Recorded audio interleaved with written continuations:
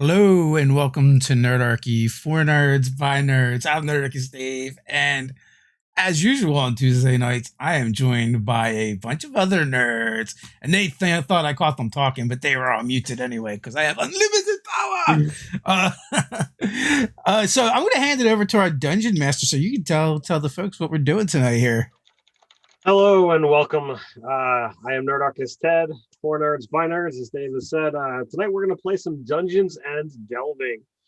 This is my futuristic D&D game where all of these lovely people here are contestants on a reality game show set in the future where they are trying to earn wealth and fame and prizes, all with, risking their bodies, delving into a generated dungeon, competing with a group of other teams. So without further ado, I'm gonna, mention that, down below you can find a link to, who they're playing and where you might be able to find some of these lovely people when they're not here on Nerdarchy.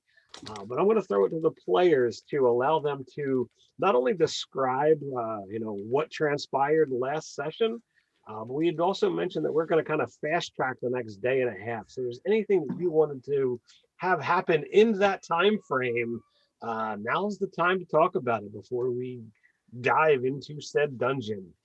So I'm going to throw it to Steven first.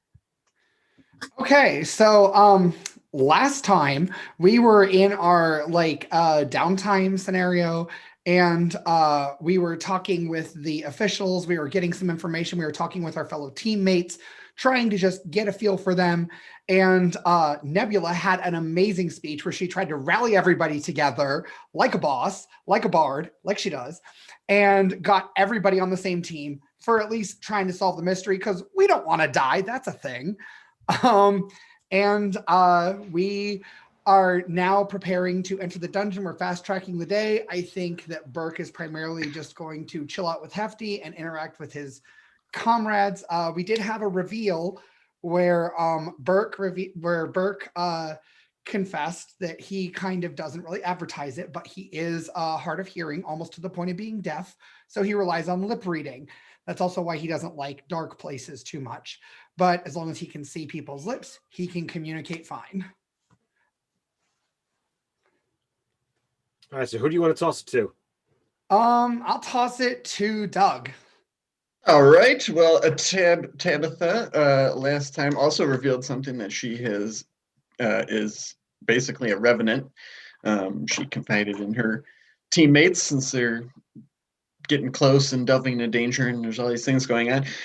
Last time she most remembers just hanging out in the locker room, talking to everybody, but also the super impressive Azamar Knight swordswoman Raziel, who just impressed her greatly. So I was imagining in the intervening day, she maybe took some time to have some sword training, to ask Raziel for some sword training techniques. Maybe they had a exhibition duel in the training facilities together. That was pretty cool. And also she was most taken with Zosrab, the spider folk, who just she perceived her to be like a very I don't know, insightful person. So she would have made time to maybe just chat with Zosrab about arcane things if the spider folk was so inclined in that day. But yeah, other than that, my notes are pretty scatterbrained, so I'm not even sure what they mean. And that's what I most remember. It was Raziel and Zosrab and doing some training in between and revealing that she was undead. Not big, like you do. And I will throw it over to Nebula. Robin Miller. All right. So, what do I remember from last week? I remember there was a goblin that was pretty upset with Tabitha. And you guys do such a good job like catching everything. It's really hard to follow you up, and I feel really bad for Dave, who's gonna have to come up with something that none of the rest of us said now. Oh, that's okay. I'm just gonna make up shit that didn't happen, and So, did Nebula want to do anything with her day and a half? I mean, she is probably like going around and like networking and talking to people, but like I don't actually have anything specific in mind for that, just that like she's touching base and like keeping those lines in the water. All right. And last but certainly not least. All right, I am Nerdarchist Dave, and I am playing Enzo Belanger, the chef. And he's also pretty handy with knives and throwing sharp things around. That got tricked into this got tricked from a cooking competition into a dungeon delving competition. It's a long, complicated story with my nemesis, Chef Bob. But anyway, there was one thing they did miss, and that was the fact there was some more hijinks that went on behind the scenes with one of the other teams, and someone was nearly fatally, or they were fatal. I think they were fatally injured and brought back by the Cloctors. And then we got interviewed, and I think litigation was definitely threatened. Either they threatened to sue us or we threatened to sue them. You know how it goes. Anytime somebody whips out a lawyer, everybody whips out a lawyer, and everybody gets sued. And then at the end of the day, the only people that make money are the lawyers. So that was kind of a thing that happened. Enzo, leading up to the next day when we dodge, he's going to spend all of his time in the kitchen cooking for anyone that'll eat his food, his elf dwarven cuisine fusion mix. Also, every cooking experience with Enzo is an experience because he performs the whole time. He's working at being a knife singer, which is the elven version of hibachi. Everybody knows that. We're going to take a glimpse into those moments when you are cooking before we get into tonight's delve. As you're, got the knives, clicking and clacking and cooking and flipping, a familiar voice winds up coming from the locker room, Enzo, and you are shocked to see, for a while you've been doing this and you've been passing things out, and some of the folk in the locker room seem to enjoy what you're doing. Some are just mildly entertained, and some are just enjoying the fact that you are getting some free food. But as you pointed out, one of the competitors from Black Razor's Revenge, Skick Cragbranch, the kobold, wound up dying, and he's brought back. He survived. Would you say, Ted, he got better?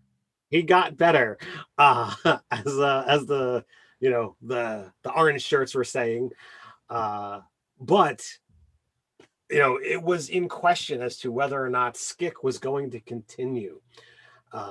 So despite the fact of Black Razor's Revenge having worked together, training together, Skick actually is bowing out of the competition, considering what has transpired. And it is announced that a new team member is joining the ranks. And you guys all begin to hear this about a Jorgen Flamefellow. But the voice that you wind up hearing is in fact Chef Bob, but he is airing under the name of Jorgen Flamefellow, the Fire Genasi chef. So he has joined the competition, sir. And he is now heckling you from the locker room. Echoing me, like mocking me? Yeah, heckling. Oh, heckling. I thought you said echoing. No, heckling. Calling out, improper techniques, or, I'm just going to totally leave what I'm doing. Like, there's probably going to be a fire. To go investigate this. And I'm muttering to myself, is that 2-bit hack that burns everything? Overcooked, overdone. Chef Bob, as I narrow my eyes. No. It's Jorgen Flamefellow. And even puts up the finger quotes. They threw you out of the cooking competition, didn't they?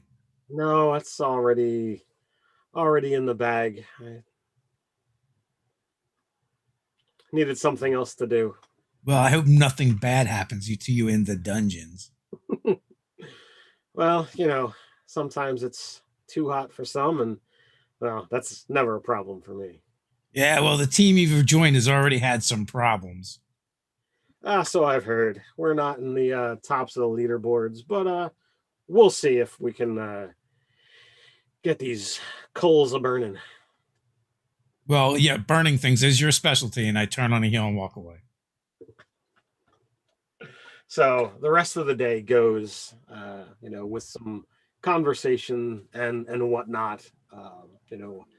All of you do your fun little side ventures. You have a conversation. Tabitha, you have your sword fight. It's always challenging to get um, information or much of a conversation out of the spider folk. Mhm. She definitely seems to observe and Mhm. take in far more than she lets out, uh, but eager to allow you to talk as much as you like, provided that you are not isolating her or trying to have more people around her than just yourself. Um, and when you have your sparring match with Raziel, give me an insight roll. Oh, all right. Uh, flat 10. A flat 10. All right, so you go back and forth a little while. You're pretty confident that they're a better sword master or blade dancer, whatever you want to, however you wish to describe the swordsman, Okay. person, than you are. But you don't pick up anything out of the ordinary. You feel it was definitely a good workout and well worth your time. All right, cool.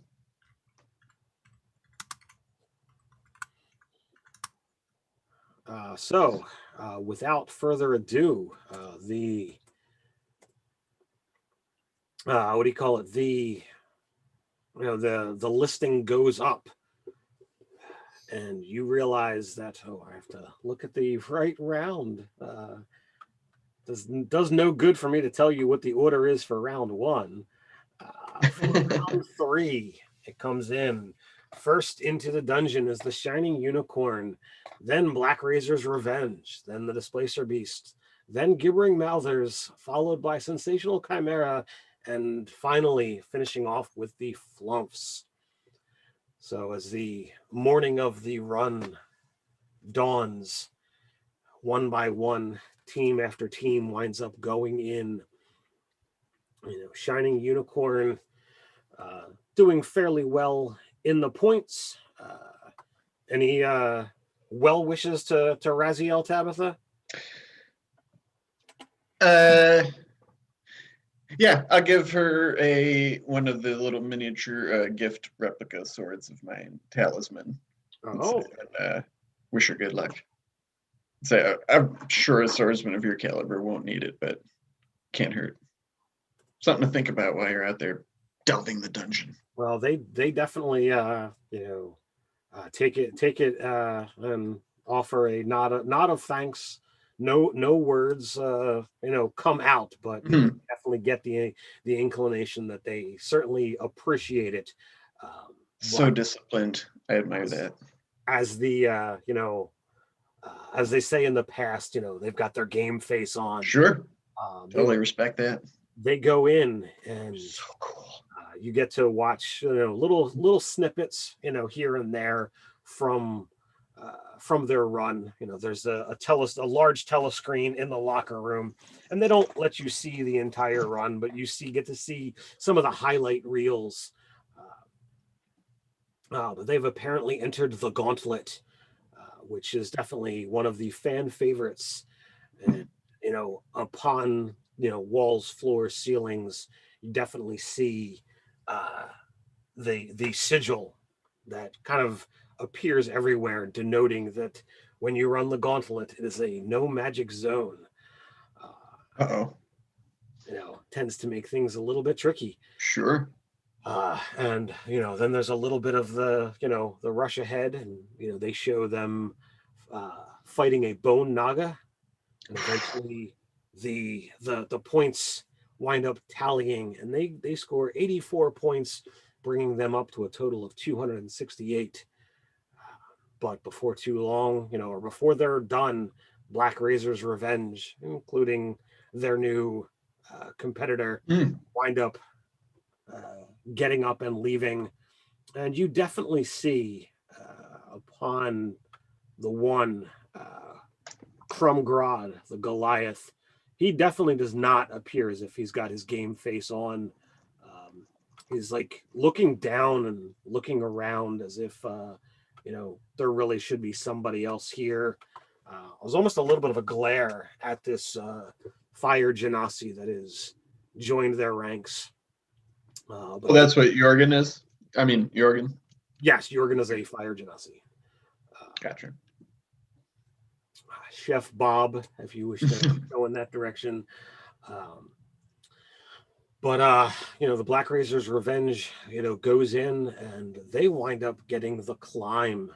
And this is another one that seems to air with that same sigil floating all around as a pillar of granite with handholds here and there wind up, sliding in and out as the competitors must endure the intense climb and the fatiguing that happens, as well as whatever particular flying foe hounds them throughout. We see some snippets of some near falls. You see some things going on, and harassing them throughout here and there is a flame skull. Oh. And they also happen to score 84 points, bringing them up close with the Shining Unicorn for a grand total of 260 points. The Displacer Beasts, wind up heading into the gauntlet, fighting a Chull, and as bizarre happenstance, also score exactly 84 points, bringing them up 256 points. Things are seeming a little odd. Quick thing, so 2 people went through the gauntlet, Revenge and the Beasts? Yes. Okay, I'm just making sure. And after your first 2 runs, you've definitely noted a pattern that you basically have 3 people run option A, 3 people run option B, and then they swap for the even round. Okay. So if rounds 3 and 4 follow suit, then you would suspect that whatever you're facing in one, you're probably going to face the other in the next run, if things hold true. But in seasons past, that has definitely had it. So like round 2, everybody seems to have a little bit of advantage, knowing somewhat of what they should be going into. Good to know. The Gibbering Mouthers, enter, but before you get to actually see what they're doing, you are called into your own holding pattern to see where you're going to fall, and to get you out and to give you time to mentally or physically prepare for the session's run. So, Burke, Hefty's going to be mighty useful on that climb. Oh, yeah, he sure is. Hefty is very useful, but especially in the climbing business because of those claws, don't you know? Question, you seem to have a rather evil eye for that there fire genasi. Is there a reason for that? That's Chef Bob. He's No, the one it's that not. He switched my application. And he's also a terrible cook. He burns everything. Everything is overcooked. Well done. Ugh. He's got no taste, and not even in his mouth. And that reminds me, and I pull out from a pouch and I hand each of you a lima beetle. Here, when you need an extra boost out in the delve, eat this. I may really need this for once. If you can't use magic in these challenges, I'm not going to be. I'm a little concerned. Magic's what keeps me alive. Yeah, anti-magic is going to be a big problem for me too. But that's Oh. part of showing how awesome you are. Well, but aren't you awesome in other ways, though? Like Tabitha, you have a giant sword, and That is- Nebula, you have like all of your technology and That's your fair. sword. I don't have a sword. I'm not carrying any weapons. I have not been carrying any weapons this entire Oh, time. oops. I'll lean over to Well, Burke maybe and that was say, Tabitha's sword. I'll lean over to Burke and whisper so that cameras don't pick it up and be like, I actually don't know how to wield it. I have boots. It looks incredible though. You can still sing, unless that's magic too. I mean, it's kind of magical, but I don't think it's magic. This is going to be fun. You know what, though? We've got teamwork and we've got friendship. Those are two things that always win the day. Just ask, the Dungeoneer. Ask him. He's in this comic book. I thought friendship and magic only worked for ponies. Oh, no, they work for Gantuans. It works too. for any pony.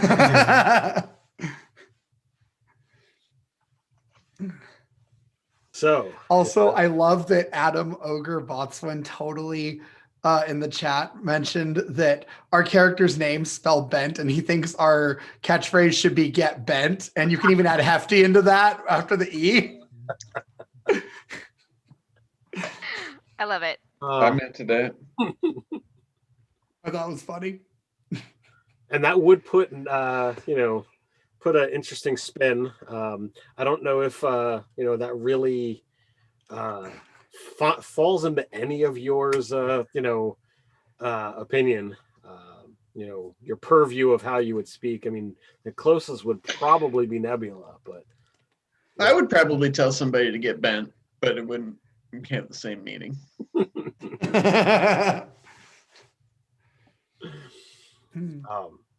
But I'm happy to Be say my it. target for my boot. It would probably look great on a t-shirt or a boot. It would. Oh my god, that's it. That's getting emblazoned on the bottom of my boots. Getting bent on one on So if each. I kick you in the face, it'll just be like down the middle, the lettering. Always be branding. always. Ha ha ha ha. So you guys are led into your elevator by Bill, one of the orange shirts. Whether it's actually Bill or one of those that you just call Bill, you're not quite certain. Tabitha doesn't really keep tabs. Do you guys have any questions for this somewhat quiet ride? I always just picture or imagine like that sort of elevator tone music when we're in these things. Just that waiting, like do do do do do do do do, and it's like a long ride. That's what I picture. It plays, the tune that is that airs when Dungeons and Delving goes on. There's always a catchphrase or a tune, a jingle, if you will, and it's catchy, it's toe tappy, it's upbeat, totally in style with Completely corporate. completely corporate. But a lot of fun. I got an 11 on my stealth check to tap my foot to the beat. Okay. So if anybody is the least bit observant, is aware that Tabitha is totally just into the music. So is your name really Bill, or do people just call you that? Oh no, I'm Bill. Yeah. Oh, okay. Like, I imagine some people probably don't give you guys too much respect there, being like the henchman, as it were. Well, I mean, jobs got to get done, and there's always got to be handlers and people that help shuffle along, and the pay's good. We get to actually meet some of you fine folk. We have rules about starting conversations and getting too attached or any of that fun stuff, but it's definitely cool. I've gotten to meet a lot of fun people, but yeah, Okay, that's very cool. Well, I appreciate you. Oh, well, thank you. I don't think I could be doing the kind of stuff that you guys do, so I appreciate you too. I didn't think Thank I could be you. doing the kind of things we do either, until I signed up for the wrong show. But you know what? Isn't it for the better? Because now not only have you learned that you can do it, but you've got a leg up on, wait, what did you say his name was? It's not the name he said. Chef Bob, and I narrow my eyes. Chef Bab. Does Oh. he say it like Bab? Because he says his other name like this. I don't think so. Oh, Is okay. that new fire genasi who kind of came in yesterday? Yeah, it is.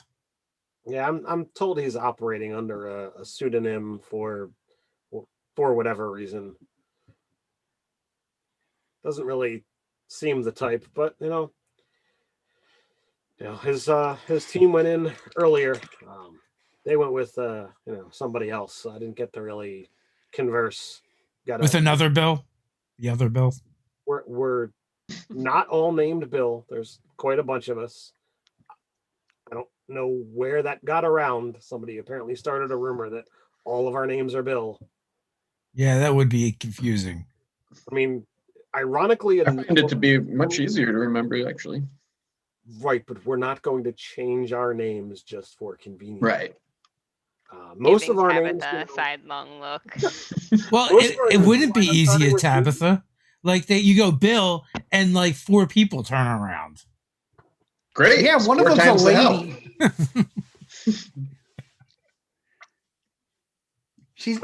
She's got that afro going on, you know.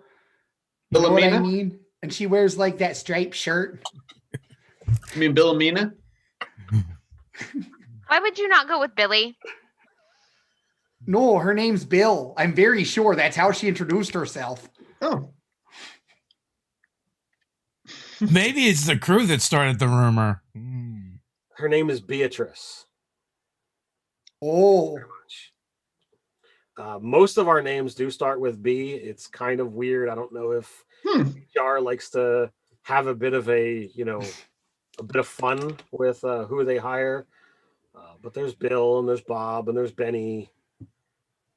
It's weird, but whatever. There's more, and we're not all bees. But oh, is it Bob or is it Bob? no, it's not that guy. It's just Bob. Oh, okay. But here it is. You guys have everything ready to go. You guys, this is not your first run, so There's a joke in there somewhere about a spelling bee, but I can't think of it, and I definitely don't have time to stand here and do so. okay. All right. Well, good luck. Don't break a leg. All that stuff. And he just kind of waves as you guys wind up stepping into the next room. Which is this is where you get your own private sanctum that you get access to whatever gear is being left for you for the event, for you to have any time if you're doing any preparation rituals or any of that stuff. Here that you're finally off camera, now that Bill has actually left the side. Well, Tabitha, I'm gonna stretch and crack her knuckles and maybe just swing her sword a few times clumsily because she also has terrible dexterity. But it looks a little better than you've seen her do in the past because she did have training with an excellent sword master. But she's a little frightened because it's like they don't have magic. I don't know what I'm gonna do. So that's how I'm spending my time. So as the lift slowly begins to rise, eventually gets to the spot, and the panel again to your right opens up, and there are chests that appear. This time there are only 2. Ooh. One emblazoned with the triple M one that is emblazoned with the rabbit ears of terrible ideas. Yeah, it looks like your meeting paid off, Enzo. If it weren't for that, we'd probably only have one right now. Yeah, well, honestly, you have to thank Nebula. Like without Nebula, we would have never been able to land terrible ideas. And their CEO, Bunny. Well, I think check out what's in there then, Nebula. I will do so. You open it up. Always look at the bottom thing. Inside is a small cube that looks to be no more than 2 inches on a side. Each side looks to have like a variety of buttons, and then there is a small note below that. It states oh, below that going into today's dungeon, because you're not selected first, so thankful for that. There is going to be some areas that are no magic zone. This, and it tells you, in which sequence to hit said buttons, creates a small little dome that will allow you to actually use your magic for a minute.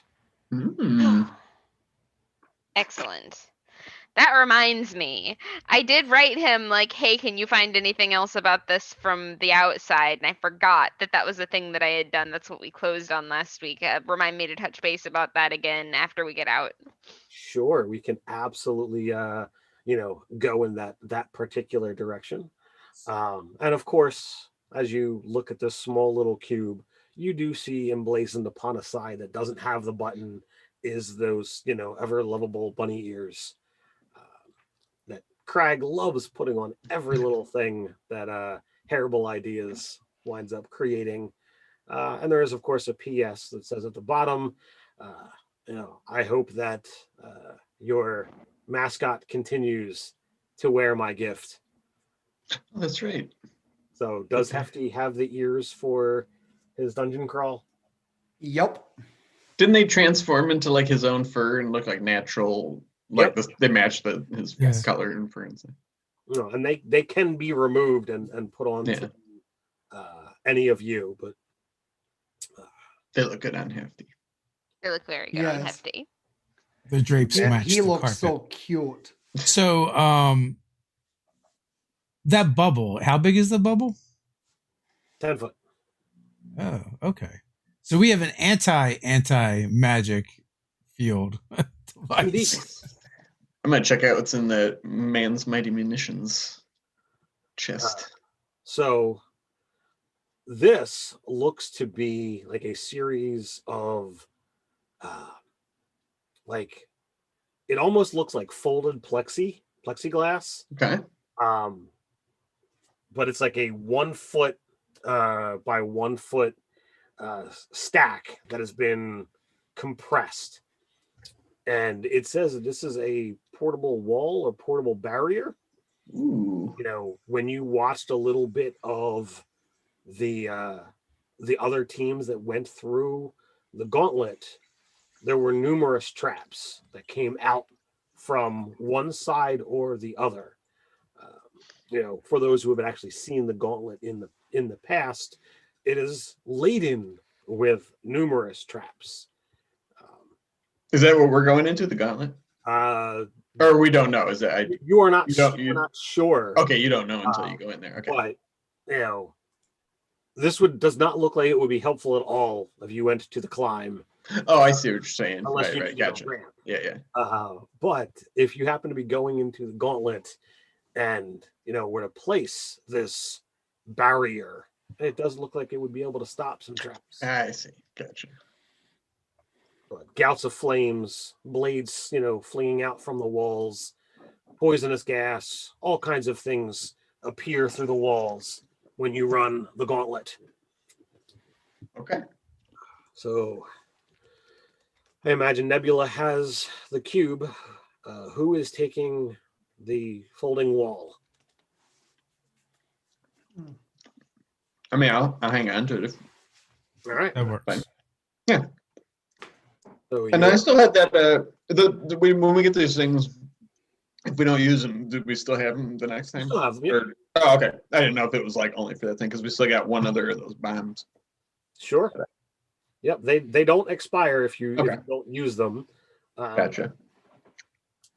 I considered blowing my way out of that Bandersnatch or Vanderhab, but I would also blow up.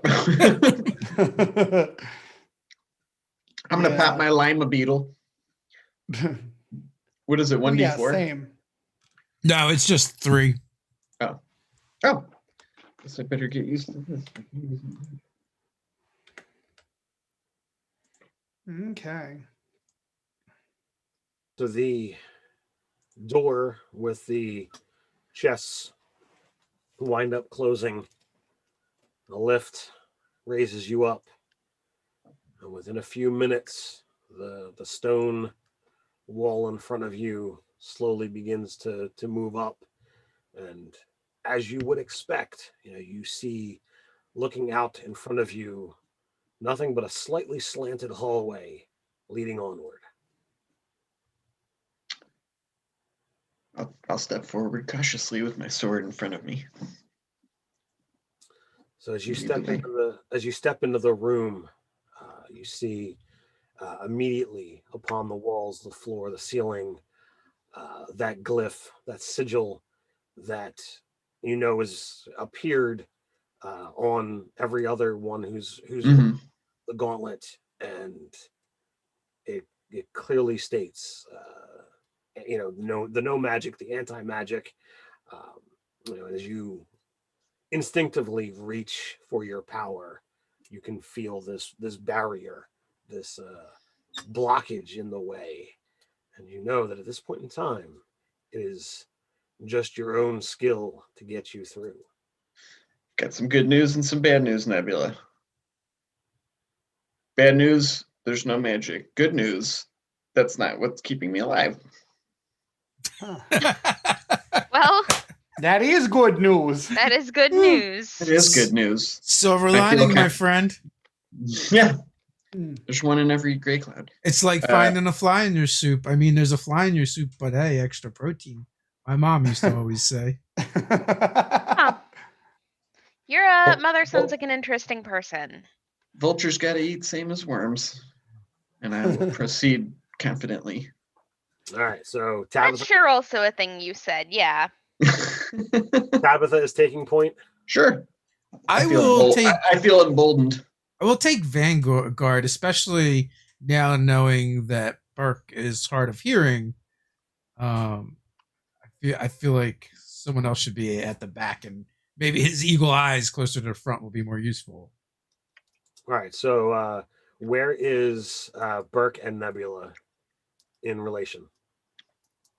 I imagine Burke is towards the front. I have a question though. Of course. Do my good berries cease to exist in the anti-magic zone? Did you cast them prior to stepping into the room? Yeah, we established in a previous session that I probably do it at the end of every night if I have a spell slot left. So because they last for 24 hours.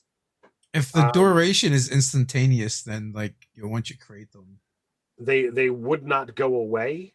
The only question is, would their effect actually continue? So you have the berries. Okay. Hey, I've got berries. That's something.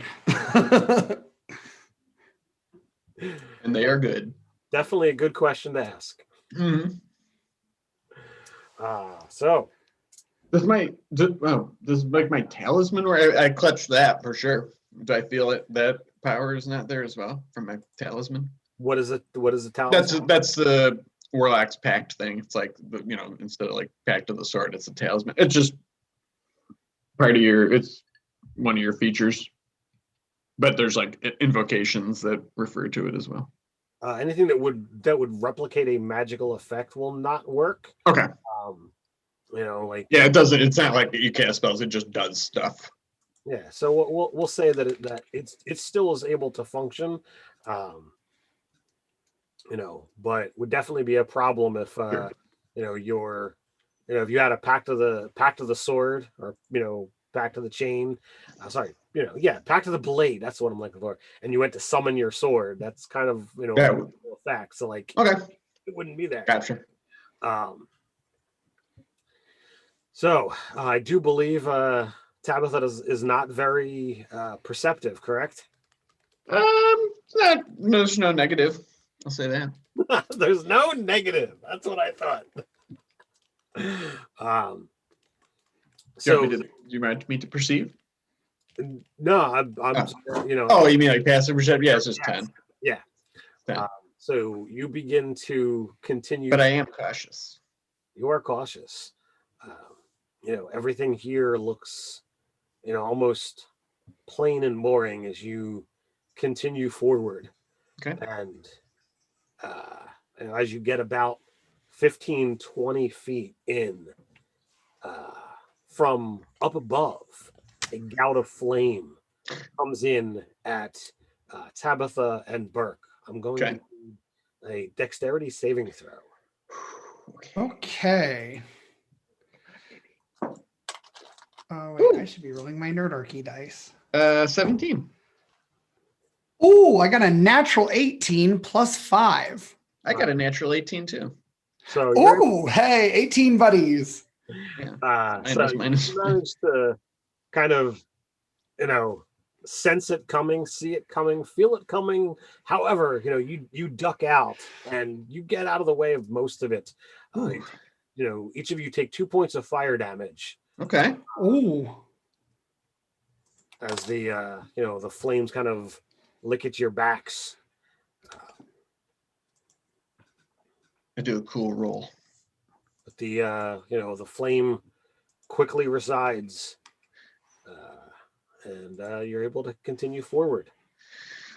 Steve, Oh. Did it did like a panel slide open and a thing came out and shot flame? it was like a little nozzle that came out of the ceiling. Okay. And just kind of burst in on the two of you. Seeing right. that, Nebula, as Burke and Tabitha proceed forward, what do you do as you come to the same area? I will call out, hey, why don't we use the shield?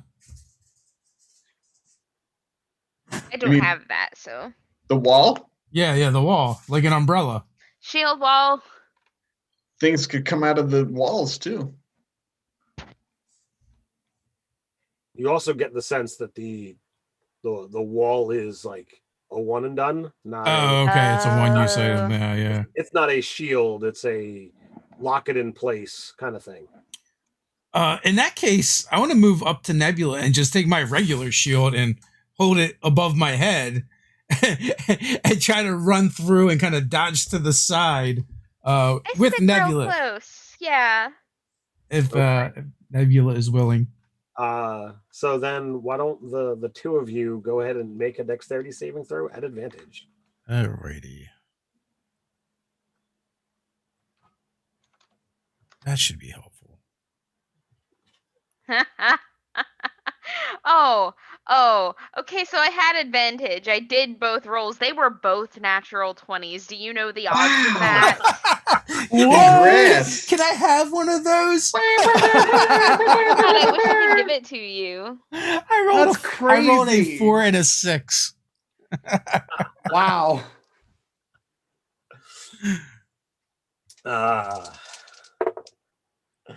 Oh wow! These dice actually like you guys tonight. I'm gonna have to put them on off to the side. Oh no. 2d6 twice, both times, only 4 damage. Utterly ridiculous. I'll So take it. so Nebula, you take 2 points of damage. Enzo, you're gonna take all 4 of it, and it all seems to like go into your shield arm. Just the shield blocks all the heat, but it radiates into the shield because you blocked it that well, and now your arm is singed, your hand is singed. Not exactly comfortable. It's okay. anybody I've ever- had worse cooking mushroom lasagna. Does anybody have a 10-foot pole? Actually, I have. You've got a Dungeoneer's 10-foot kit. pole? I have a Dungeoneer's kit. I was so just being might. facetious. Let me look and see what it has in it. I don't think a 10-foot pole is in a Dungeoneer's kit. Yeah, I think that's a no, separate it's not. thing. I have like spelunking equipment. That's what I have. Is it in the So- Dungeoneer's kit? Probably not. No, it is not the Dungeoneer's kit Dungeoneer- because that's a an awesome Dungeoneer's utility kit's- belt. A Dungeoneer's kit's probably based on that. Oh yes, it definitely has like an image of the Dungeoneer on it, but it's not like a Is there- Dungeoneer's kit. It's Is there a Dungeoneer's Dungeoneer's kit. lunchbox inside there? Probably. And like a little thermos. You could use your you could use your quarterstaff. I could use my quarterstaff. It's not 10 feet, but it would work. Poke around. So yeah, Go ahead. can I like poke around as we're going, like ahead at all? All right. So you wish to take point? Yeah, I'll take point. Okay. What is your passive perception, Burke? 17. 17. Should have been in a point in the first place. I'm Yeah, it was actually role-playing. not proficient in perception either. So how do you get to a 17? I have observant, which lets Oh, me read lips yeah. and also gives me passive perception and investigation. That is impressive. That was a configuration I wasn't expecting.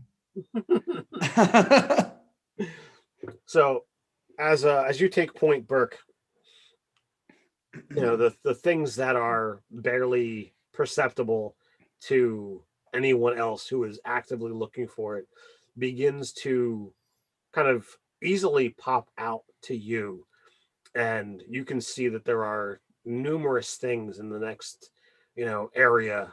There's some pressure plates. You know, it does appear that there's some walls that aren't aligned correctly. You would Mhm. imagine that you know, there are some more things up ahead that are prepared to pop out from either side. Okay, I will point them out to everybody if that's possible to do so. How wide are these hallways? Like there's that there, and you see that crack in that wall. It's not even, and right down there, see that how the floor tiles look like they're off a little bit or old. Yeah, that one's just new. This is just a 5-foot corridor. This is designed to be, you know, as the name implies, the gauntlet. Yeah. So Oh, we're in the gauntlet. Okay, I thought this was just leading to wherever we were. Nope, you are in the gauntlet. Oh, all right, so we're gonna do this. We just gotta be careful. All right, pay attention to where I walk. Have to you pay attention too, and then just step where I step.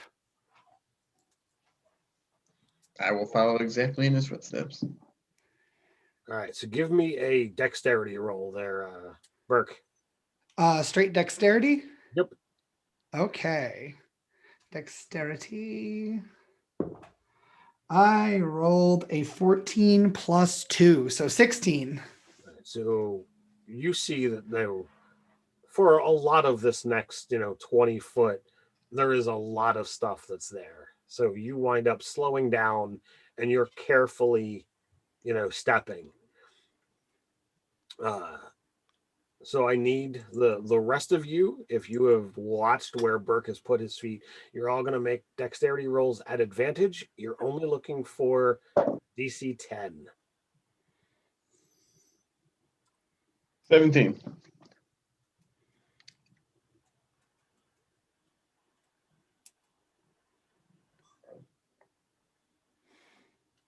That's a 9. Also 17. All right. So I'm going to give each of you that succeeded agency to tell me as you walk through this corridor and things begin moving around. What is it that you avoid, and how do you go about avoiding it? Let's start off with Nebula. I'm like just doing a little dance on my way down this hallway. It's like something I pulled right out of one of my music videos, and I'm just like weaving in and out of the stuff. Okay. And looking like I'm having a blast doing it. Excellent. Burke. Okay, so he's very cautiously stepping, and just when he almost steps on one, he trips up and kind of like fumbles his way to the end without managing to trigger anything. Excellent. Tabitha. I watched them and kind of got like the cadence of it, so she just aloofly walks and like knows like there's going to be a spinning blade, so she just stops and it's like or maybe her hair like blows in the passing breeze of it a little bit, like ducks under a flame and stuff, and just sort of aloofly navigates to the other side. Can I make a small addendum? Sure. So a blade comes in at a particular angle, and something about it reminds you of your sparring with Raziel, and you almost instinctually put up a deft parry. Okay, cool. Enzo, on the other hand, while he is apparently competent in the kitchen, has apparently not brought his best foot forward. What, I dare ask, transpires with you?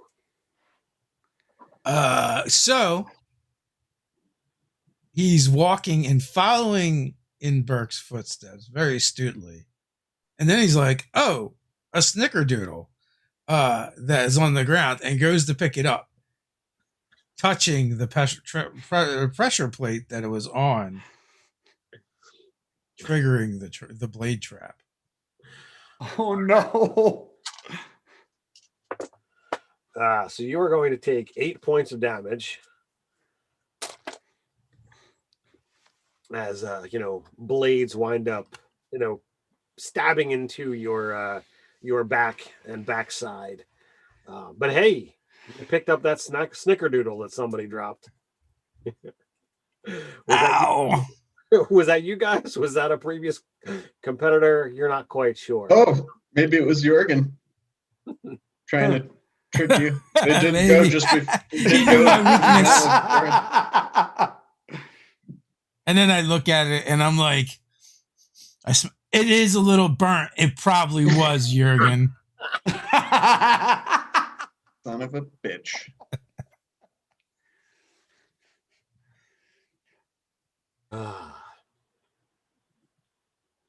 So the next little bit of corridor, the traps are not quite as compact, and with Burke's careful guidance, you're able to navigate through a variety of things. But as you realize, the slant down has started moving towards a slant up as you now are climbing upwards. The pace is not the pace, but the angle. It starts off pretty shallow, almost not noticeable at first, but after a little while it begins to get steeper and begins to get steeper, and going up, yeah. Okay. And you notice, like, while this place is called the Gauntlet, there is light sources that are being provided for not only for you to see, but this is a show for you to be seen. But it doesn't show things far in the distance, so that you're not seeing things a long ways off. Right. It's highlighting exactly where you guys are at. So a good 60 feet away is about all the vision you get in either direction, as pitch blackness happens to be out there. And all of a sudden you wind up hearing a click and then a sound somewhat loud begins to emanate in front of you. Burke, you're so lucky you're not having to hear this. And before too long, you realize that there is a massive boulder that is rolling in your directions. It like towards us?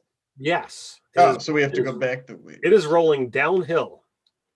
There are traps behind you, and there is a boulder in front of you. Mm-hmm. Wait. I think that this is the time. This is the time we want to use one of the things, like this Indiana Jones BS right here. Huh.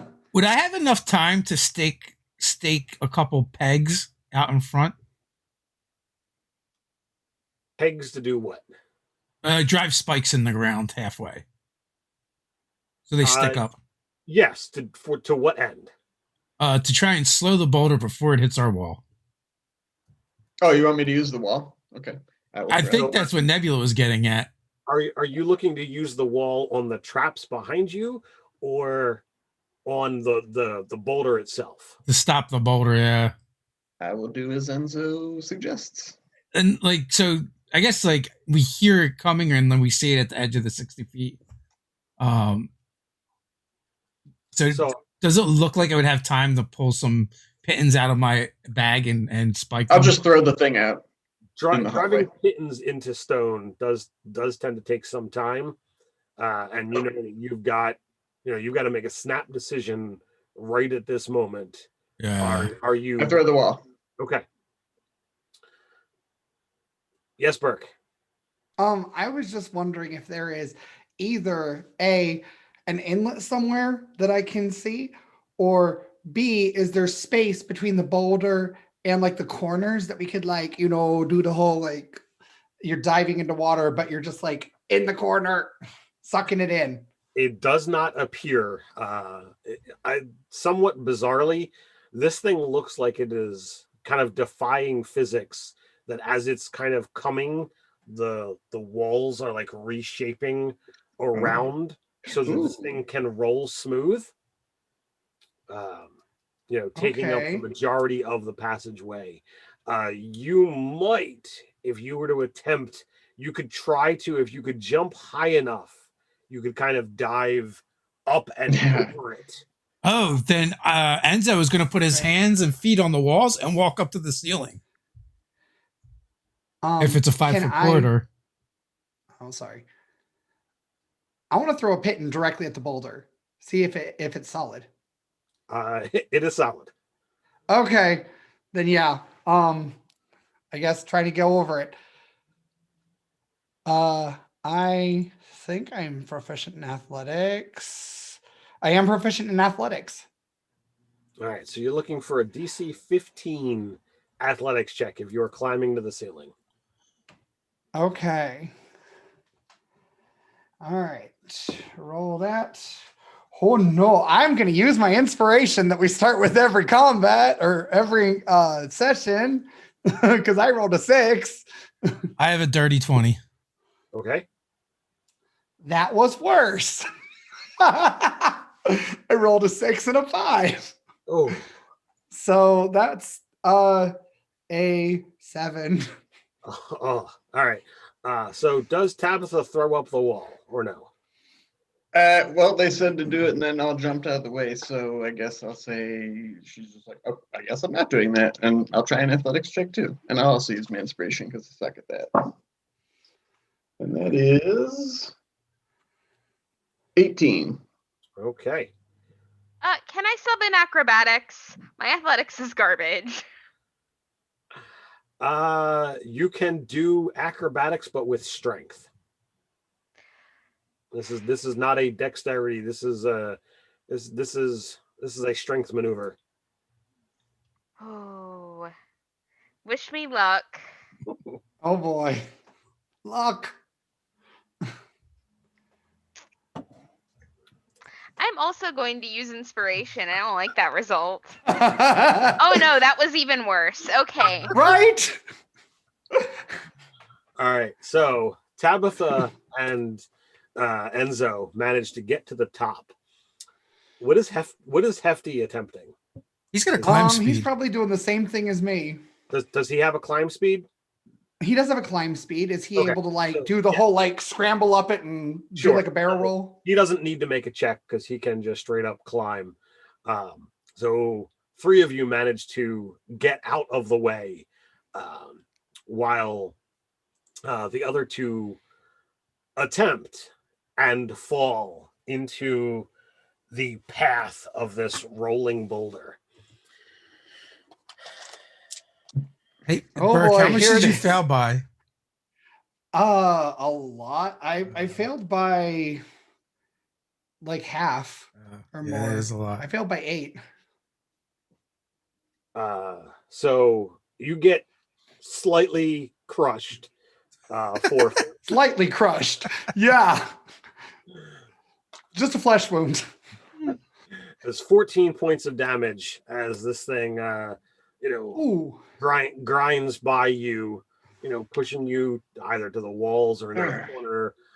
Maybe you fall and bounce off of it, but it rolls on by, and it gets to maybe 20 feet past where all of the layers of traps that you guys had easily navigated before, and the floor winds up doing a and it dips into the ground and is gone, and the pathway in front of you is clear. Oh, okay. I'm just picturing like that Charlie Brown moment when he like get hit by and spin over. You get stuck to it. Yeah. Ah! That looked painful. Now I know how the dough feels when I roll it out. Oh, it was very painful. Are you okay, Nebula? I think I found out how that Rock's boots taste. Oh. Let's hope Serafina doesn't see this one. It's kind of televised. I think everyone can see it eventually. Oh no. They can edit that part out. Hopefully that part doesn't get clipped. You're- Oh no, Seraphina's gonna turn Nebula getting run over into a GIF. GIF, yeah. Oh no. she's Everybody's gonna gonna be a be meme. memeing it. Uh-huh. Oh no. It's all right. I'm certain that before this is over, there's probably going to be something similar that happens to Seraphina that you'll be able to. Oh yeah, look, I'm sure Nebula already gift her freak out. So when she was ranting and raving and making those angry faces. But Didn't we silence her too? That would have been funny. Video clip. You did silence her. Yeah. Somebody got that on camera. well, there's lots of cameras around. Also, Nebula's. I think Nebula's always recording too. Mhm. Oh, all right. We got to continue this gauntlet. Just give me a second to crack my back. Oh, I think it Listen, already if cracked. that That's the rock problem. didn't crack your back, nothing's going to. Thank you, Enzo, for saying that, because that was as soon as he started saying that was first thought in my head. You can test if those good berries held their magic. That's a good idea, Tabitha. I'll give Nebula 5 of the good berries, and I'll eat the other 5. Well, Good plan. Doesn't do anything. how about you start off eating one and see what happens? Okay, I'll eat 1 It and tastes, see if it tastes good. Hey, it tastes good. I want to eat the rest of them Okay, it does because not kill they you. taste good. Okay. I need some comfort food here. I just got hit by a rock. Come on, just let me sit and have my brownie batter and ice cream. Well, we know what favorite enemy you're going to add.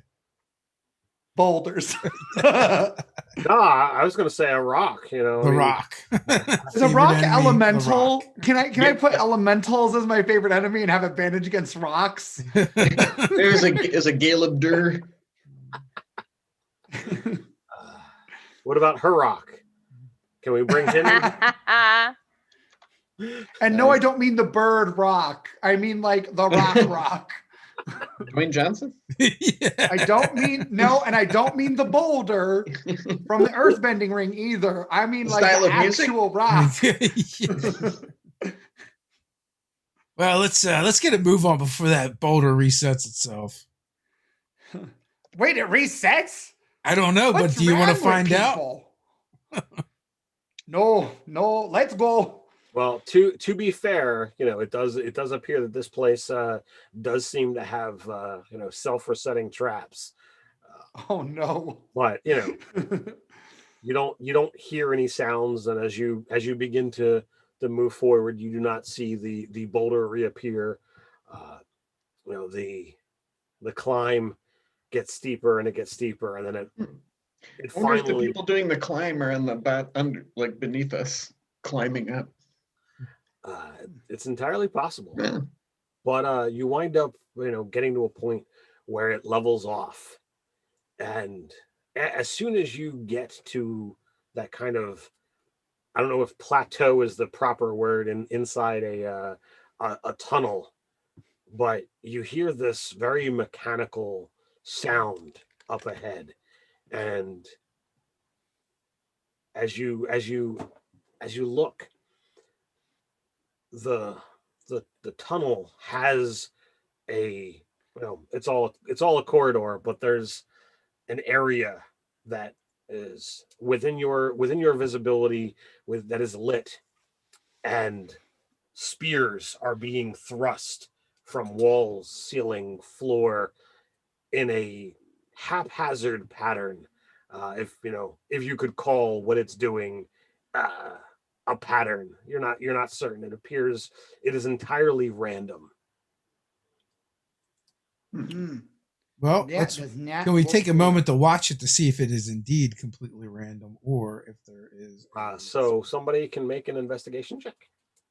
Who's our best investigator? I have a passive of 16. I get +5. So that's not as good as yours. I can't do math Well- on the fly. It takes me a minute to realize what Well, the it numbers depends on mean. whether Ted lets you use your passive or you got to roll. You would be making a roll, not a passive. So in that Yeah, case, +5. Nebula. Come on, Okay. Nebula. You got this. It's just like music, beats to a song. Oh yeah, except sharp. Yeah. Can Nebula use a perform check to match the spears? music can be sharp. Mm. Maybe this is a song by Britney Spears. Dirty. Dirty 21. Sorry, I could help myself. No, that was really funny. That pause was me having to stop and process that was like a when somebody makes a pun, somebody always has to groan at it or the pun is not complete. Mhm. Rules. I don't need a groan. I just like a reaction. You can enjoy my puns, or you can groan. Either way, I still win. Yes. So you watch it for a minute, and then two, and there is no pattern. It is completely random and unstopping. And it's a good 20-30 foot long section of just How big is the blast on the bombs we have? I believe it was a 10-foot blast. Hey, Tabitha, maybe we can blow away some of them spears. Sure, I will hand you the bell. Oh, Or do you want me to throw it in there? I mean, anybody can. Yeah. Do we want to do that? Yeah, I mean, if we can clear out some of them, that might be helpful. I will. What was it? You could set it, or it would just, or you could just set it to go off when it landed. Is that what it was? Yes. I'll do that, right? Or do Sure. we want to set it? What do you think? Well, you would have to like go to a place and Oh, right. Okay, so yeah, I'll do that. Okay, so go ahead and make a dex-based attack roll. See how close you All are. right. 5. 5. I will give you my inspiration. You can do better than that. I can 9. 9. Oh, wait a minute. It is a dex roll for you. Yeah. All right. All right, Doug. Since you called it, or since you rolled it, give me high or low. Low. All right. So, where were you aiming? Probably for the middle. You said it was like 20 feet. 30. 20, 30 feet. Yeah, like about the middle. I mean, Sure. Whatever it took out would be helpful. So. So it bounces and goes towards the tail end of this. You know, I had you call higher. Oh, okay. Higher. The further side of it goes too far. You know, so well, it still blows up within the thing, but it was whether or not it was going to bounce out and come in your direction or the other. So cool. I assumed moving away from you would be better. And since I rolled low, you called low. I gave you the most beneficial. All right. So a couple of the spears are blasted, and because I feel like being mean, I am going to roll a d6.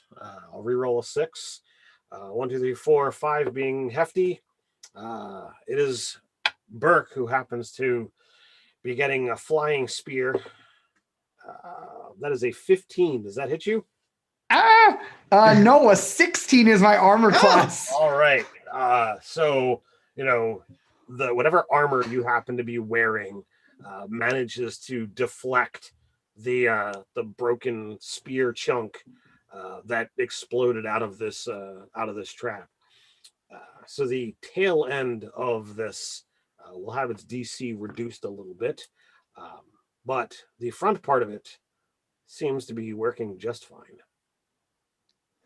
So now what do you do? So do we want to use the wall here to mitigate some of the risk? If you mind, sure. I have a question because I'm having a little trouble picturing this. Are the spears going all the way into the wall, or are they like part way in the wall, part way out? They go all the way into floor, wall, ceiling, and then thrust a good 3 or 4 feet out. You know, like a piston, like all around too, right? Yes. Like and there are dozens upon dozens, if not hundreds, of spears that seem to be so like the spear traps in Torghast. I don't know. Okay, so they're like interlocking and everything. Yes. Like you would definitely. So there's like no crawling under these or anything like that. Well, they're intermittent. Like they're like it's like this and like this and like this. Oh, okay. So they're like crisscrossy. They're not like a shoot. It's like everywhere. And random okay. direction. I mean, that's what I'm envisioning anyway. I thought it was like Stephen Tours, like you can't avoid getting hit by. I see what you're saying. Yeah, you could potentially. It's not like a biting. Yeah, that's happening. It's not, you know, just ka-chunk. If they all came out at the same time, it would be like that. But they're yes, it would obviously, you know, it would just murder anyone that went right. But individual spears, you know, thrust out and move, you know, from every which direction. It's not just up and down. Okay. They're coming in at different angles. Well, let me see what I can do. I grab my shield and I'm just gonna run through it and take the dodge action. All right. So that gives you advantage on dex saves, or is that just disadvantage to attack rolls? Disadvantage to attack rolls. All right. So dodge action, not helpful. You can kind of juke and jive and try to make your way through. Please give me a dexterity saving throw. That's a 17. All right. So the first third of this thing, you manage to get through with nary a scratch. There's a couple of them that deflect off your shield. A couple that you just kind of like tilt your head or move your arm and it thrusts. You get into the second third where there might be one or two spears less here than what was there before. I assume you keep going and don't stop, so give me another dexterity save. 18. 18. You managed to keep juking and jiving and making it through unscathed. Next area, you can see that there are spears and stuff that are littering the floor, and there's definitely less spears coming out of all areas. Give me your third and final dexterity save. 19. Oh, I can't believe I rolled that many that high. Wow. Did I just roll 17, 18, 19? That's crazy. That was your final results, yes. Mm. You get to the other side. I will even say, for fun, you pick up one of the broken spear halves and kind of hold it up with a huzzah as you get through completely and utterly unscathed through the corridor of spears. That wasn't so bad, guys. I mean, come on now. If Enzo can do it, you know how Dave rolls, right? I know. That's all my high rolls for the night. I'm done. Like drop. Maybe Nebula will sing to one of you guys as you go through. Dave, Is there a way to turn it off? Oh yeah, I will search this end to see if there's any way to turn it off. That's a great idea. That's a smart thinking. Nice try, but no. Oh. Well, I mean, he reads comic books. He thinks that's how it works. Sure. Yeah. I'm tossing my cube, maybe this is the part. Maybe this is where we do this. Who is the least confident in their ability to get across this thing? Well, your Hefty. inspiration is not magical. You don't need, if that's what you're talking about. No, I'm talking about Dimension Door. Oh. I can take one person with me. Well, let me. So you tell me if this is, or maybe I wouldn't know unless I use it. So one of my invocations is when the wearer of a talisman fails a saving throw, they can add D4 to the roll, potentially turning the save into a success. But I can use 3 times. Would that work, or would I not know if that would work? Yeah, that would work. Okay, so then I'm willing to risk it if you want to take Burke or Hefty with the Dimension Door. Take Hefty, because I'm better at dex saves. I trust the power of my talisman. I can only inspire one person at a time, yes? Yes. Well, yeah, no, but it lasts long enough where you one could... person per round. So, I mean, you could technically Yeah. inspire. Okay, well, I will, for now, stand here and, chant at one of you while you're going across. I'm going to cheerlead like a peppy bastard. And then when I'm sure that you guys are going to be able to get across, I'll take Hefty with me. Actually, I was going to say, if you put down that magic field to do Dimension Door, you should take Tabitha, and I should go. Because you have a thing? I can teleport Hefty to me if there's magic around him. Okay. Okay. Because I have that. Is that a technology thing or a magic thing? The ability that I have that is like... was that part of the collar? Was that what that collar did or something? Teleport is magic. Okay. Oh, it was the collar. It was the collar that he got from our sponsor. Man. That is magic. Okay, yeah. So I can teleport him with the collar, and you can take Tabitha. So I'll go. But because if she was in the cube to do the Dimension Door, but Right. you would have to be in the cube. So you need to go across then. I don't think it's going to work because the collar is going to be in the anti-magic zone. No. But this if is he what was, you're gonna do. You go across. Then we're gonna pull the magical field up, and then you'll be across, and you'll be able to pull Hefty, and I'll Dimension Door, and that'll all happen at once, and it'll be okay. Okay. So I will go. So it's a dex save, you said? Yep. Yep. Okay. Does Burke have an bardic inspiration? Oh, do I? Nebula. Oh yes, I'm cheering. Okay. I'm using my Nerdarchy dice, so please treat me good, metal dice. It's a very nice metal dice. With that wig, it makes me think that the Team Rocket outfit comes out.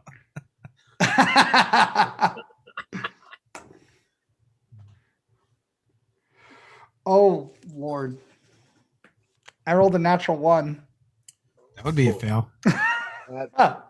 That is indeed a fail. The party all of their inspiration for the evening. The spears get you, but good.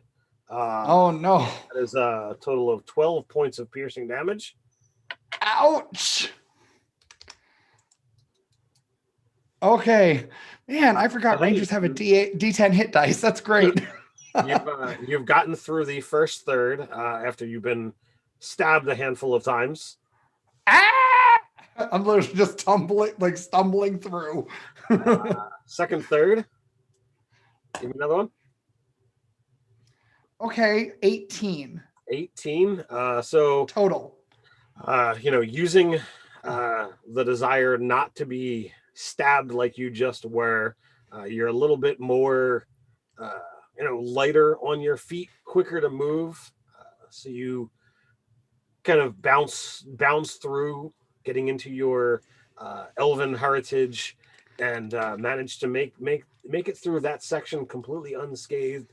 And now you've gotten to the part where there are a bunch of spears upon the ground, and there's less things coming. The sound is still the same, not that you can hear it from here as well, but there's less things coming out at you. Go ahead and give me your final roll. Okay. That is going to be a total of 8. An 8. Yeah. My dice don't like me tonight. So you take another 5 points of piercing damage. Ouch. But you have made it through, and you are there with Enzo. Much the worse for your trip through, unlike what happened with Enzo. That looked painful. That hurt. It hurt very much, Enzo. Oh, is this what a shish kebab feels like? I imagine. I mean, I feel like we're getting to learn with all the things I cook feel like in this place. I'm not eating sandwiches with sticks anymore. I'm not eating any sort of shish kebabs. I'm not eating any food that has skewers in it. No more caramel apples. So now Nebula is going to use her cube and dimension door you and Tabitha across. Is that what the plan was? Or is Tabitha? Yes, gotta make sure that Hefty gets across first, though. Like that functions the way it's supposed to. What would not function, the collar or hit, like the magic around Hefty, that's the collar, or the thing that Burke is enacting on the collar to bring him to him? My understanding is that the collar has the teleportation spell and has to be in the anti-magic zone. Okay. I think that's how it works. That because I don't have another part to it. We never got confirmation from Ted, and he is just sitting there with this very grave dungeon master expression. Well, that's what I was going to say, because if we knew, then we could dimension door and put the cube over there, because then Burke would be able to enact the magic of it. Hefty. So Nebula's understanding of Arcana, makes the most sense. That if she were to activate the cube here, the collar being in magic area allowable. So it's the collar. It's the collar, yes. So Burke would be able to call Hefty to him, and then the two of you within that same moment then teleport across, and then you would have 9 more rounds of being able to use magic. But it's the cube on the other side. Heal Burke when you go over. Oh, you can heal. Burke can get healed. And anybody can get healed. 'cause we Oh, have the 9 cube rounds. is on you. It stays with you. I thought it was like it put up the field and No. it stayed there. Okay. Oh, cool. That's really Awesome. nice. Then I'm going to cast False Life on myself. And what else can I do? Well, I don't think it's going to work because you're going to cast it. It's going to be on you, and then you're going to go out of the queue. Well, I mean, if It something just gives you happens, temporary hit points. Those would go away. It's a magical effect, so yeah. the magic would get suppressed. Well, I'm going to do it anyway because I can do it at will. Fuck it. Screw you, controllers. For the next 10 minutes, I'm going to have 8 extra temporary. All right. So, are you doing anything fun with this dimension door nebula? What do you mean fun? Are you putting any extra pizzazz? You know that when you guys do things to basically get around, avoid obstacles, or and do something extra that's to kind of almost gamify the game show. You guys are on TV. Are you doing anything to ham it up? Are you doing anything to make it more interesting for the people at home?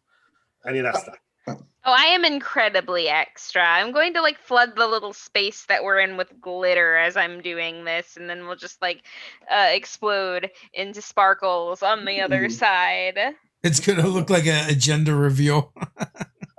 Gone wrong. The correct answer is wildfire. Go ahead and give me. Oh, actually a druid. What am I doing? Go ahead and make a perform check. Okay.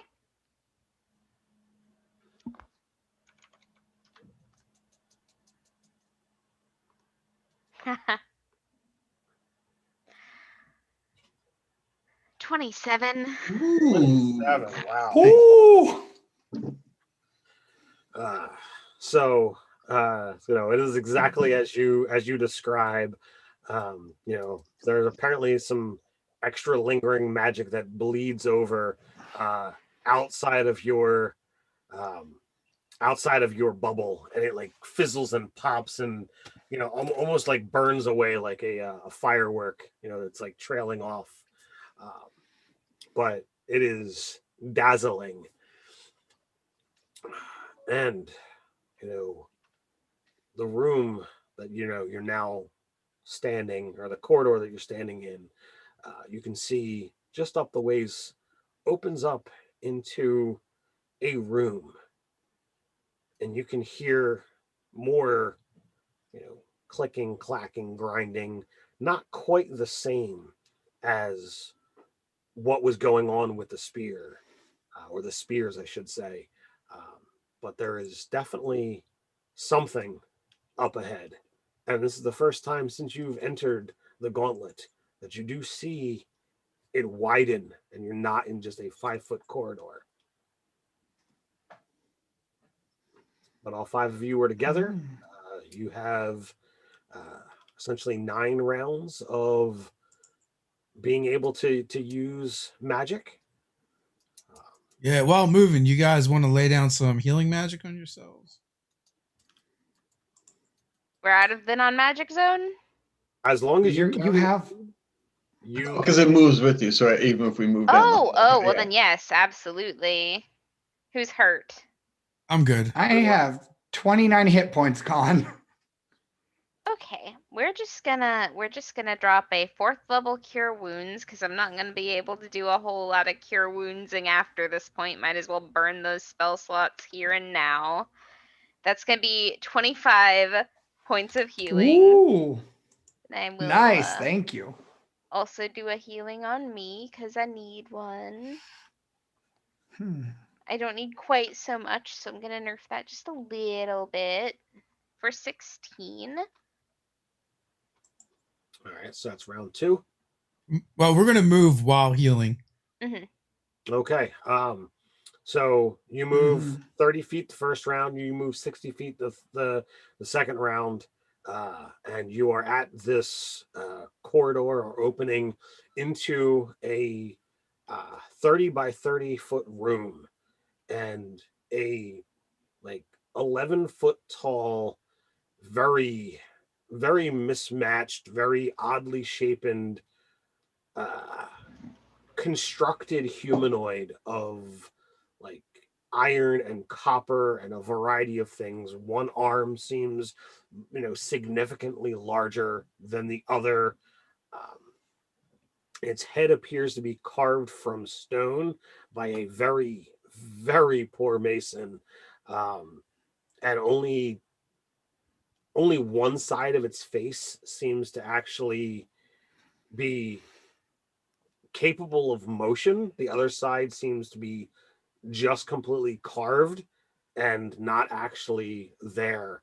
Um, as you take in more of it, the feet are just more stone as well, but its legs are a combination of uh, you know wood and iron and a variety of other metals. And as whoever is first to this threshold, looks upon this creature, it immediately begins to orient in your direction. We still have magic, right? Yep. And we see a way out on the other side? You do not. We do not. Do we see any way out, apparently? At this point in time, no. Okay. What is your passive perception? 17. 17? Nothing. Okay. Well, it looks like we're gonna have to go through this thing. It's the fighting segment. All right. Well, we've got our magic, so might as well use it. Go ahead and roll initiative for me. Mm-hmm. 19. Enzo, what do you have? 10. Enzo is at a 10. Tabitha is at a 19. Yeah. Burke? 11. And then Nebula? 5. 5. Oh.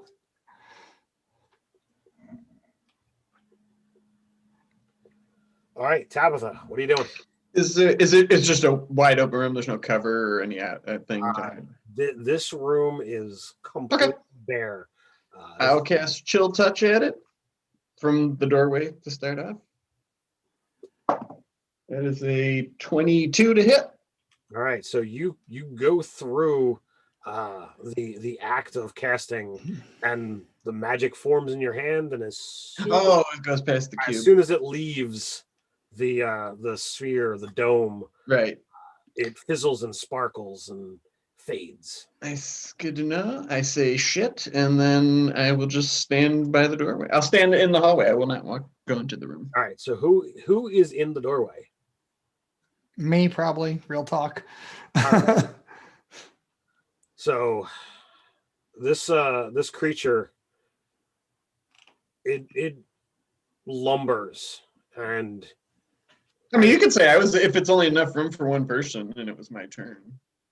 Well, you would be able to step forward and step back. Okay, I was just saying I didn't want to make Burke take the brunt of all the thing because he's on the front line. So it steps forward, and it exhales as it gets basically right up in Burke's face. So Burke and Tabitha, who are right there, I need each of you, as these fumes are breathed in, I need each of you to make a wisdom saving throw. Oh dear. How big is this thing? It is large. Okay. All right. I got a 24. Okay. 10. 10. All right. So Tabitha, you cannot use reactions. Okay. Your speed is halved. I'm slowed.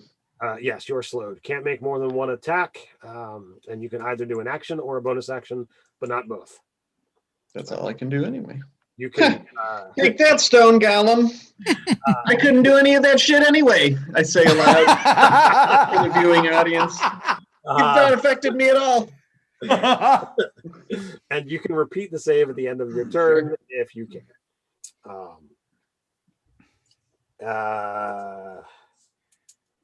Burke, you're up. All right, Hefty, here we go now. And I would like to try to shoot an arrow at a vulnerable point. All right, you realize you are in melee with this thing, correct? No, I did not realize that. Yes, it stepped right up. I will tell Hefty to engage with it first with my bonus action. So he needs to attack it, I think. All right, Is that how it so works? you guys are in a 5-foot corridor, and you allowed this thing to get up and block the entry into the room. Okay. Oh wait, no, I can't do a bonus action. I tell him to attack with one of my attacks, is what it is. So he attacks in melee first. The problem is he can't get there. Oh, it's just two people and it's like funneled.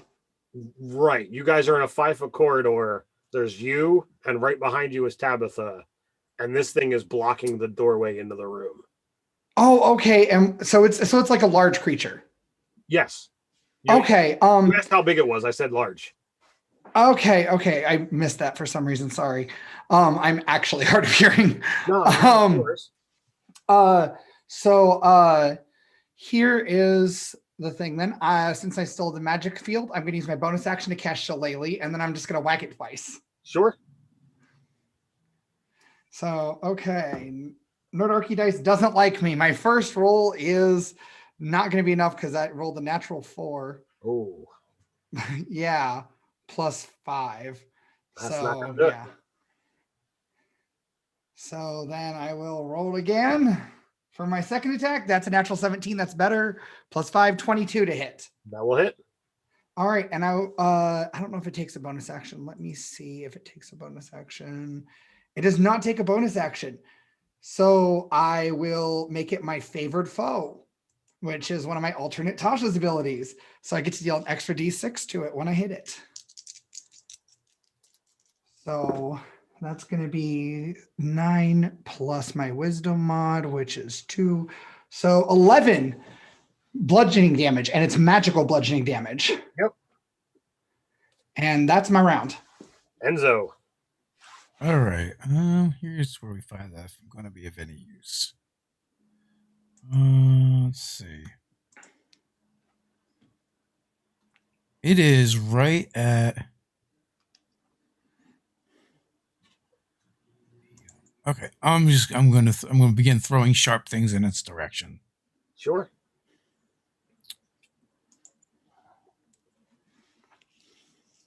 That's a 22 to hit. Yep. Let's make that a pushing attack, so it can give me a strength save. DC 14.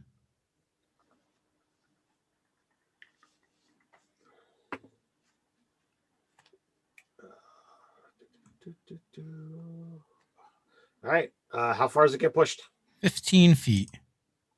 All right. So somehow a small little knife, a dart, if you will, somehow pushes a massive, half-ton construct back 15 feet. Sure. Right in the eye. So that's He's just 14 points of damage. He just takes a step back. Some natural speed. And I will attack again. Oh, so that's a 25 to hit. Okay, that hits. Does it appear that I'm hurting it at all? Yes. And I will try and push it again. Okay. And that is 17 points of damage. Does not move that time. Okay. It's all right. I still get the extra damage. I will bonus action attack using my quick toss ability. It's a 26 to hit. That hits. And that's going to be 13. I'm going to try and push again. Does not move. All right. But he will take 18 points of damage. I will action surge. Oh, And that is a 18 to hit. Does it? And I will try my last attempt at a push. Does not move. And that's 11 points of damage. And my final attack. Suspect a 10 does not hit. A 10 does not hit. All right. So, can I move through my allies as difficult terrain? Yes. Okay. And I've got what? I don't think I have enough. I don't think I have enough room. So I cannot actually move into the room. You would be able to get to just into the room. Okay, then I will do that with my move. Sure. All right. So next up is Nebula. Okay, so I would like to Misty step into the room. Okay. And I'm trying to figure out what all I've got on my person. I want to try, like, I don't really have anything that would be conductive to this unless you'll let me, like, use David for this purpose. But if not, then I'm just going to, like, kind of shoulder check, and I'm going to try to get, like, up into the, like, the knee, the back of the knee, and try to trip it. Okay, you want to try a trip attack on this thing? Well, I want to get into position so that when somebody else pushes the golem, I will be in place to leverage it onto its back like a turtle. Okay. Yeah. Sure. I'm so sorry for being that pain in the butt player. No. I'll see that she's doing that, and I'll wink over at Nebula, like, I see what you're doing. Tabitha, you're up. Oh, okay. Did the thing go? Let's see. So, how far back did Enzo push it? 15 foot. It is Let's now see, in the so- middle of the room. So it's going to take 20 to get in because I have to get past Enzo and Burke. And I only have 15, so I can't make it into the room. I'll hold my action Okay. till I can run at the thing and follow up Nebula's plan and try to knock it over myself. Sure. Oh, wait, I can't take a reaction, so I'm not going to do anything. I'll just make my save against the wisdom. Okay. And I failed. Okay. So it turns and lumbers over to Nebula. Yep. You mean just turns around? Well, all right. That's a 22 to hit. Yeah, of course that hits. What do you take me for, a tank? And I do believe a natural 20 hits too. Oh, no. Mm-hmm. Don't worry, the clockers can fix that. All right. So the first hit, that is going to be 16. Okay. What does that look like now? Like, what does my health look like, or what does me getting hit look like? Well, you could do both. But my question was honestly, how much health do you have left? 35. 35 after? Yep. Not worried then. Oh, maybe. Oh. Mm-hmm.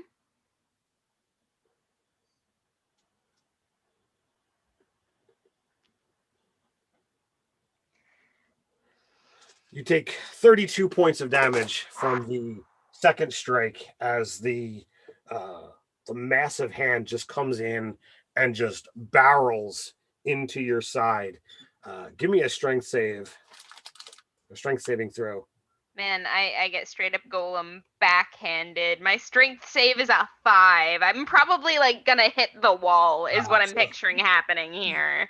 So you are absolutely, smacked and pushed back against the wall away from said creature. There's just this awful, sickeningly crack sound. I'm like coughing. There might be a little bit of blood on the floor. This is where we are now. But, Burke, you're up. Is the thing still blocking the path, or did it move up to her? It's in the middle of the room. It took a step to get to her, and then just, I hate to say it, but, beat her like a rag doll. How close is she? 15 feet away. I will run to Nebula, and I will use my action and cast Aid. Okay. So all of us get 5 or our hit point maximum increases by 5. You and her. Only me and her. So anybody that's not in the magic zone doesn't get it. Correct. Okay. So that's my action. And my bonus action, I will tell Hefty to aid Tabitha in her endeavor. Okay. So he will help aid her in like knocking over the golem. I'll be like, Hefty, just help Tabitha with the big sword. All right. Enzo, you're up. All right. All right. Throwing. Oh, wait a minute. Is the golem in the magic zone now? No. It's not within 10 feet of Nebula? It smacked her 15 feet across the room. Oh, okay. Alrighty then. All right. Throwing pointy things. Oh, that's a 27 to hit. And that's a 16 to hit. 16's going to miss. All right. All right. That's going to be 8 points. And I will kind of circle around the edge of the room away from the big smashy thing. All right. I got to say, Dave, you're rolling very, very unlike yourself this evening. Gotten some good rolls in. It's true. After Enzo is Nebula. Yeah, I'm gonna heal myself. I feel like that seems like a prudent idea. Is that all you're doing? Tabitha can have inspiration. Oh, Because I trust your plan. I think it's a good idea. okay. What is that, D8? Or I don't even Yeah, I know. think so. We're like level 7, level 8 now, something like that. 7, right? 7? Yeah, I think so. I hope so. 7? Yeah.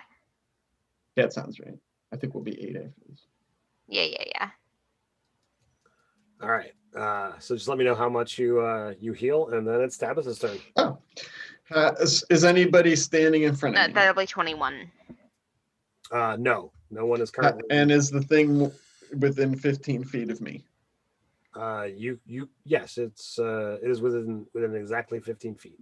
Yeah, that's as far as I can move. So I'm just gonna charge at it, and I'll use one of my little flashback things to a little training I did with Hefty during that days too, to coordinate attacks, because we're often sort of in the front line, and he's over across the room with Burke. So I'll like just nod to Hefty, and like he nods back sagely as well.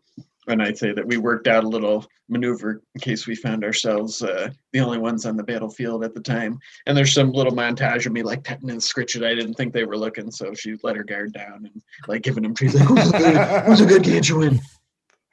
And so she's just gonna pull out her sword and just charge across and just try to not just for effect, but or just for looks, but I'm just gonna try to shoulder block into it and knock it down. So you're just trying to do a shove attack. Yep. All right. Which So is what, athletics, right? opposed athletics. So I got advantage because Hefty's helping me. Yep. Oh. And I have inspiration from Nebula. And my athletics is pretty good. So that's a dirty 20. And if it fails, let me know because I can use my talisman. It failed its save. Or it failed. It did not beat your roll. Okay, so I don't need to use my talisman. Yeah. I rolled quite poorly on that. Awesome. So Hefty and I, he does what Nebula's gonna do. He sort of just goes and runs. If that's okay with Burke, stands behind its leg, and I just knock into it. So, this creature is very, as I said, misshapen. So you go and Hefty gets behind the thinner leg, and you aim in such a way that it's gonna force him to put the weight on that one and not on what looks to be the thicker leg, the stronger leg, and you manage to get this thing to kind of topple over, and there is a and you all feel the weight of this thing impact. I need a dexterity saving throw from all of you, DC 10. Okay. Now I can use my talisman, which I thankfully do because I would have failed, but I saved. 17. Okay. Burke? Hefty got 18 and I got 21. All right. And Nebula. The young 23. All right. A young 23?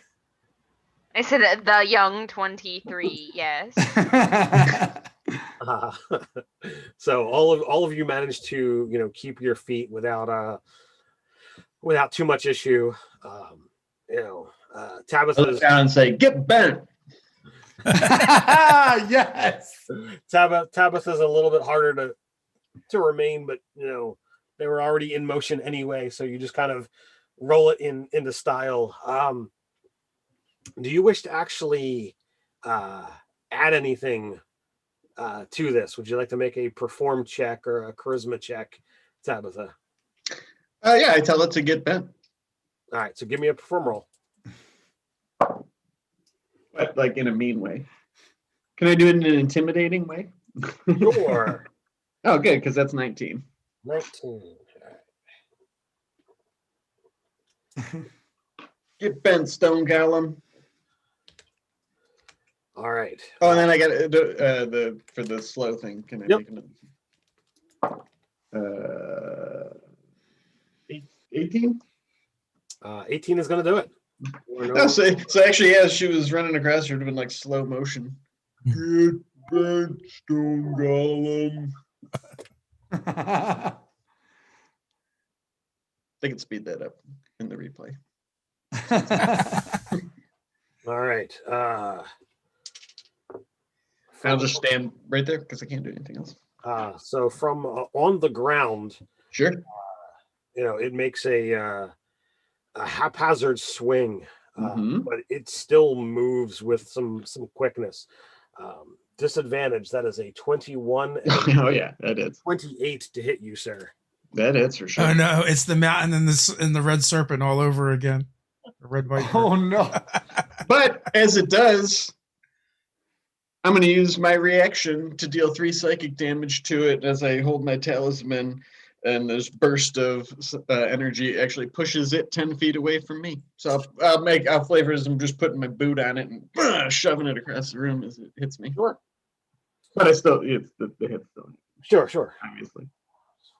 So does that push it out of range to attack him a second time?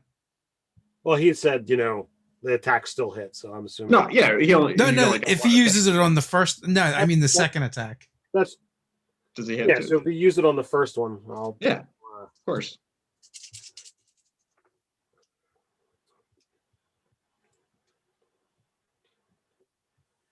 So there's 20 points of bludgeoning damage. All right.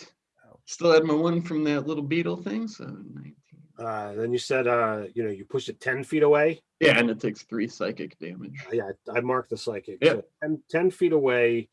Yes. Spend half its movement to get up, march back, make the second attack. Yeah. Um, Well, you rolled the hit. I mean, yeah. It's not a disadvantage, so it actually hits Okay. even easier. But that is only 15 points of damage on the second. All right.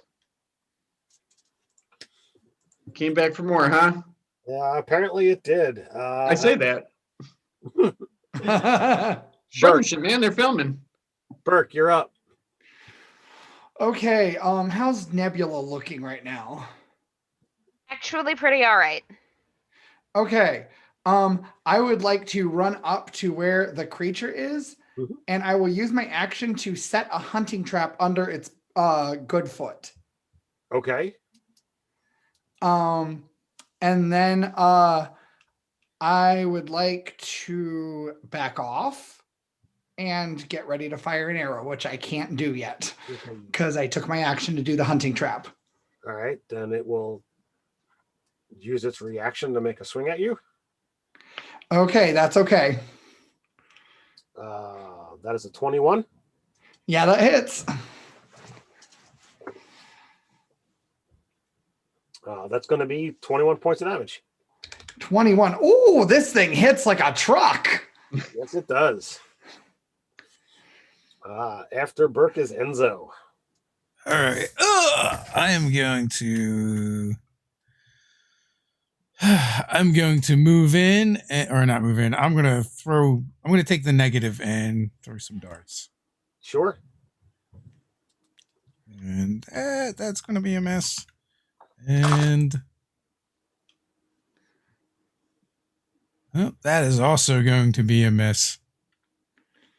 So they go wide. And I will begin trying to taunt it. Okay. Does it have to make a save? No, I'm just Oh, I'm just making fun of it. I didn't You're know if all you were- mishmash. I didn't know if you were using a maneuver or something. No, if you look at all of my limited use items, they are all those boxes are checked on D&D Beyond. Nebula, you're up. How is everyone on health? I'm missing 21 plus 5. So Okay. 26. Let's do something about that. That's gonna be 19 points. Hey. Yeah. I am now out Thank of you. third level spell slots. Are we still will we still be are we still under magic? Like that's still functioning? This is you had 2 rounds before this. I believe this is the 3rd round of combat. So we're good round for like 5. 5 more rounds Mhm. then. Okay, cool. Okay. Who wants inspiration? I can do that a couple more times too. Does that work on attack rolls? Yes. I'll take that. I mean, I'm not going to be shy. Yeah. That's all I can do right now, so I need it. Yes, yes. Right, And that's my turn. all right, Tabitha, you're up. I take that inspiration and just take my sword and just try to swing at the thing because that's literally all I can do. So I will do that. Ooh, almost a net 20, but 31 to hit. Jeez, oh yeah. Okay. Oh, 13 points of slashing damage from my greatsword. I'll do it on its weak looking leg when I knocked over again. Just Okay. then I'll say, come on. Does that end your turn? Yeah, I don't have anything else to do. Does a 25 hit? It does. I'll rebuke him again. I'll 21? rebuke. Yep, I'll rebuke him again, but yeah, you can do the same thing and just walk back over it.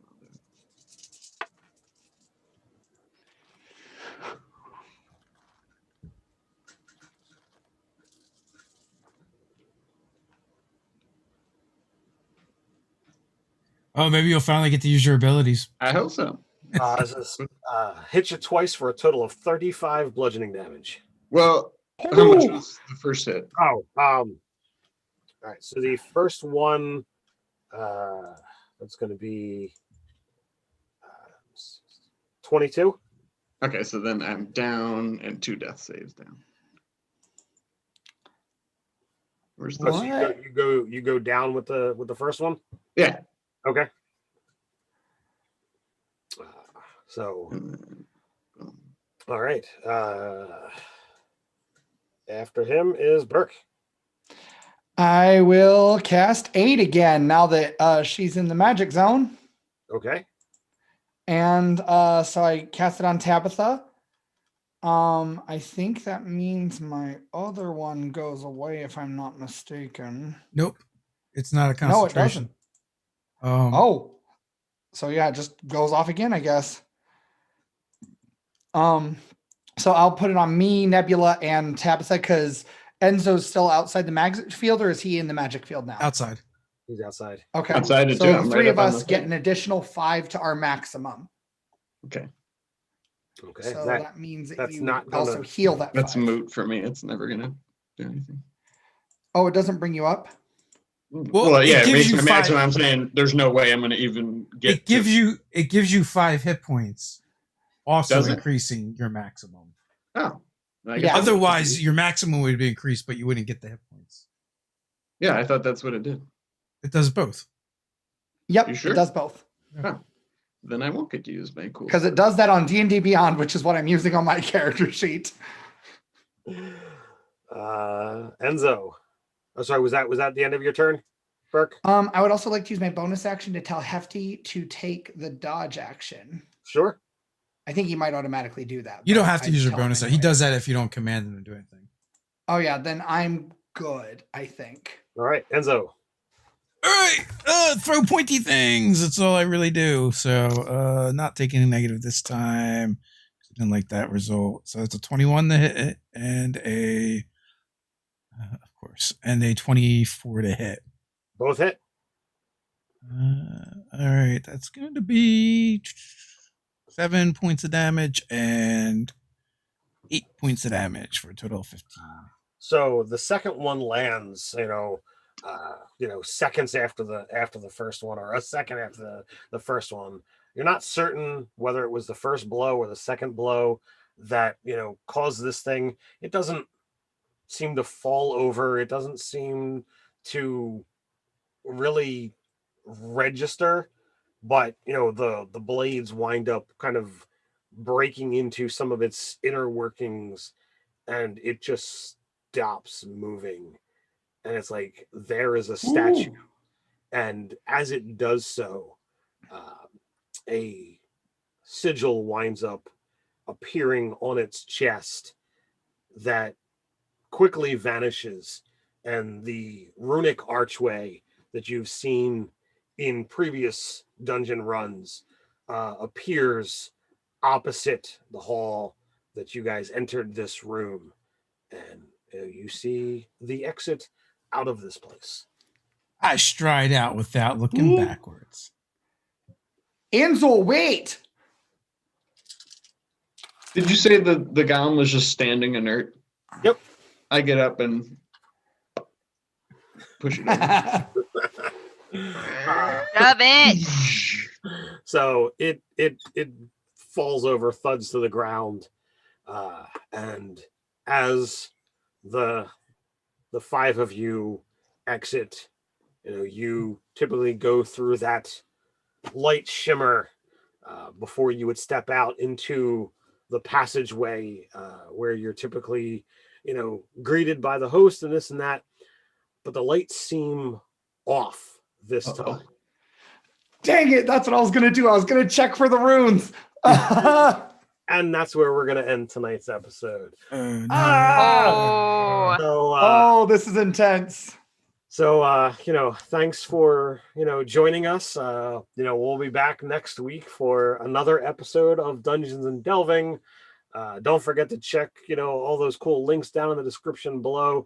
You can head over to the website and check out the store if you want to get those awesome limited edition Nerdarchy aircraft grade aluminum dice that we keep mentioning. We're gonna sell them until they're gone, so we're gonna keep mentioning. They got built-in scarcity, man. They are super awesome. I love my set. And you should love yours too. But you know the drill. Until next time, Stay nerdy. nerdy. Be nerdy.